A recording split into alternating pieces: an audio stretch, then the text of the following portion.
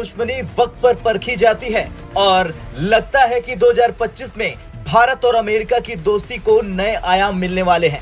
दोस्तों, खबरें ये आ रही हैं कि भारत की जो सरकार है वो अमेरिका से F-35 फाइटर जो जहाज है वो खरीद रही है। अपना सिस्टम जितना स्ट्रॉन्ग कर ले, जितना तैयारी खरीद लो, ये सब हमारे पाकिस्तान के सामने नहीं चलेगा। जिस तरह के इजराइल इस तरह के काम करता था और अब उन्होंने भारत में भी करने शुरू कर दिए हैं। 2021 के बाद भारत की इंटेलिजेंस एजेंसी रॉ ने पाकिस्तान में मुतादिद अफराद को कत्ल करने के लिए एक खुफिया मुहिम चलाई और पाकिस्तान में भी वाशिंगटन पोस्ट की रिपोर्ट है कि रॉ ने निशाना बना के लोगों को हलाक किया है। बात होगी अब भारत की। बिल्कुल हम खामोशी हो जाते हैं सर भारत के मामले पर, सब जानते बूझते आंखें बंद किए बैठे रहते हैं यूनुस साहब हम लोग। इंडिया आज तो बहुत मजबूत है, इंडिया आज तो किसी की बात नहीं सुनता। पाकिस्तान और भारत के दरमियान कैदियों की फहरिस्तों का तबादला। इंडिया आज तो हर एक को इग्नोर कर देता है। आपका हथियार दुश्मन के हथियार से बेहतर होना चाहिए, बस इसके अलावा और कोई लॉजिक नहीं है। मुंह में पानी आने वाला कॉन्ट्रैक्ट है ये, मुंह में पानी आने वाला। American equipment is the best equipment in the world. अगर चाइना की काट है तो अमेरिका है, वो रूसी इक्विपमेंट नहीं। और रशियन इक्विपमेंट कब आएगा यार, कब नहीं आएगा, किसी को नहीं पता। और उनको तो एडवांटेज ही एडवांटेज है। सो ट्रंप ने बेसिकली एक वो जिसे कहते हैं ना एडवांटेज फायदा निकाल दिया इंडिया को। हमारे पाकिस्तानी भाइयों को भाई ये लग रहा था कि ट्रंप बाबा आएंगे तो हमारे जो चाचू हैं इमरान चाचू, इनको बाहर निकलवाएंगे। ट्रंप बाबा आए लेकिन इमरान चाचू को तो बाहर नहीं निकलवाए। उल्टा उन्होंने क्या किया भाई, भारत में भी F-35 विमान भेज दिए भाई। और एक काम उल्टा कर दिए, जो पाकिस्तान को इससे पहले F-35 की जो दिया गया था उसके सारे इक्विपमेंट पे भाई सैंक्शन लगा दिए कि ये अभी आप नहीं चला सकते हमारे इजाज़त के बगैर। ये हो गया खेल उनके साथ। ये जो टैक्टिक है ये इंडिया से इन्होंने पिकअप किया है।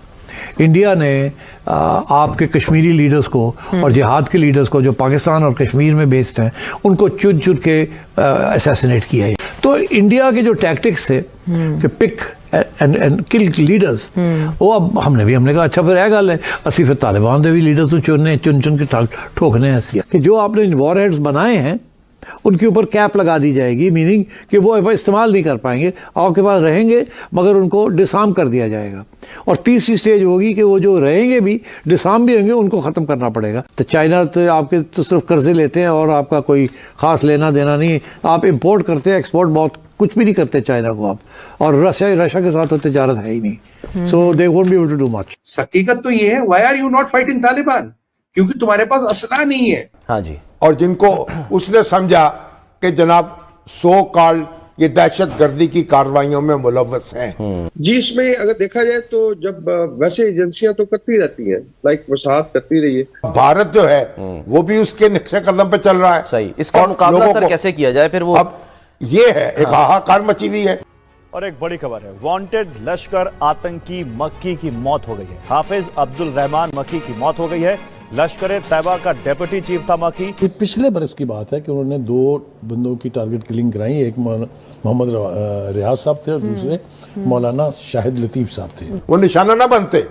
एक लम्हे की रिपोर्ट, यानी कि एक तो F-35 का डील होने जा रहा है, उसके अलावा एक सबमरीन हंटर आता है, उसकी भी डील होने जा रही है भाई। ये सबमरीन हंटर क्या करता है, समंदर के अंदर छुपके हुए रहते हैं जो सबमरीन से आते हैं, उसको लोकेट करता है और उसको डिस्ट्रॉय कर देता है मिसाइल से। इतनी बड़ी बड़ी ऐसा जो डील्स हो रहे हैं, भारत जो इतने बड़े बड़े सब हथियार इतना खरीद रहा है, इससे भाई पाकिस्तान में पूरा दहशत बना हुआ है कि भारत इतनी बड़ी बड़ी कदम क्यों उठा रहा है। हालांकि उनके लिए कुछ भी नहीं है। ये जो भी इंडिया जो स्टेप्स ले रहे हैं, ये सब चाइना को देख के स्टेप्स लिया जा रहा है। 35 डिमांड कर दिया तो इंडिया और अमेरिका की तो दो भाइयों वाली बात है। F-35 भारत और अमेरिका के बीच रक्षा संबंधों को और मजबूत कर देगा।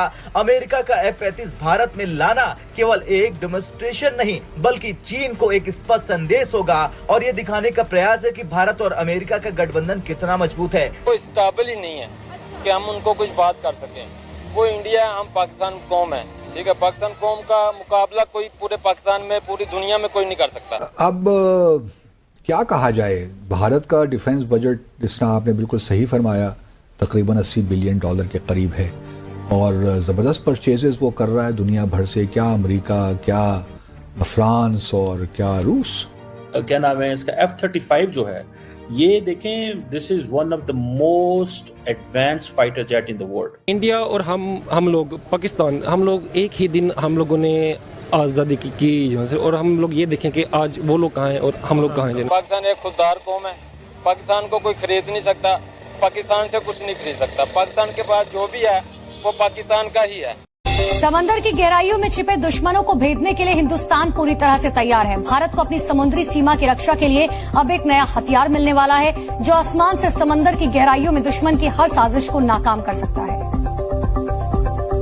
अमेरिका ने भारत को high altitude anti submarine warfare sonobuoys की बिक्री की मंजूरी दे दी है। जानकारी के मुताबिक ये डील $5.28 करोड़ यानी करीब 443 करोड़ रुपए की होगी। आपका हथियार दुश्मन के हथियार से बेहतर होना चाहिए, बस इसके अलावा और कोई लॉजिक नहीं है। मुंह में पानी आने वाला कॉन्ट्रैक्ट है ये। कि भारत ये कैसे कर लेता है? एक हाथ से भाई यूएसए से हथियार खरीद रहा है, दूसरे हाथ से भाई रसिया से ले रहा है, तीसरी हाथ से भाई फ्रांस से ले रहा है। ये कैसे पॉसिबल है कि सबको इसको दे रहे हैं भाई? और क्या वजह है कि इनको सबको ही देने को तैयार है हथियार, जबकि हमें नहीं देता? हालांकि उनके पास बजट भी नहीं है, पैसा भी नहीं है। और रही बात, उनको आज तक जो हथियार मिला था वो किसी को काउंटर करने के लिए दिया रहता था, जैसे अफगानिस्तान बीच में था, तो वो सारे मसला हट गया, अब तुम भिख मंगे बन गए। भारत की जरूरत है आने वाले समय में हर किसी को। मेन मुद्दा यह है, उनको तो एडवांटेज ही एडवांटेज है। सो ट्रंप ने बेसिकली एक वो जिसे कहते हैं ना एडवांटेज फायदा निकाल दिया इंडिया को। इंडिया आप करेगा मौजें, इंडिया आप करेगा राज उधर।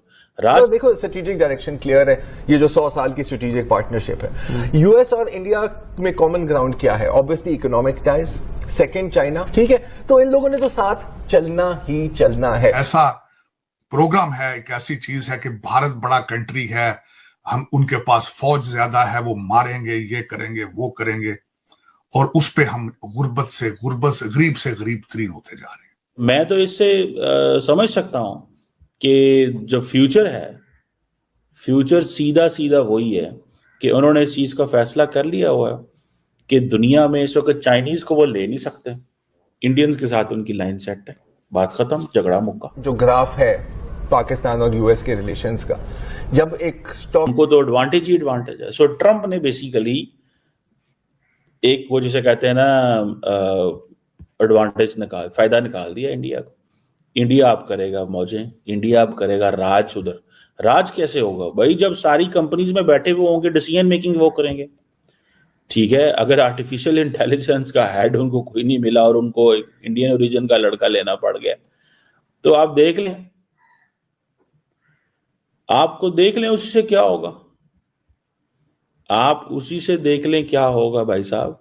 अब ये सारे सिनेरियो में भाई जो सिनेरियो बन रहा है, अगर इसको देखेंगे तो वहाँ का मीडिया और वहाँ के जो बड़े बड़े विशेषज्ञ लोग बैठे हैं, जो लोग सारी चीज़ों को स्टडी करते हैं पूरी गहराई से, उनके माथे पे पसीना आ गया।